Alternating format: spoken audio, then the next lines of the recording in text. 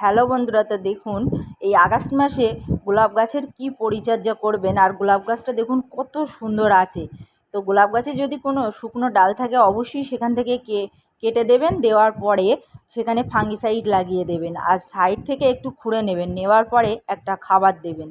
তো আমি কি খাবার দিচ্ছি এখানে নিয়েছি, আমি ভার্মি কম্পোস্ট, আর 1 চামচ সুপার সিঙ্গেল ফসফেট, 1 চামচ হাড় গুঁড়ো, 1 চামচ নিমখোল, 1 চামচ লাল পটাশ, আর 1 চামচ খোল নিয়ে আমি সম্পূর্ণ গাছের গোড়ায় দিয়ে দিচ্ছি। আর তার সঙ্গে নিয়েছি 1 চামচ হিউমিক অ্যাসিড।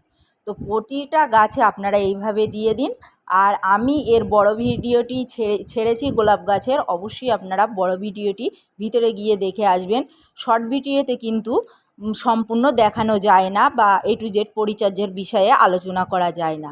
তো অবশ্যই আমার বড় ভিডিওটি আপনারা দেখে আসুন।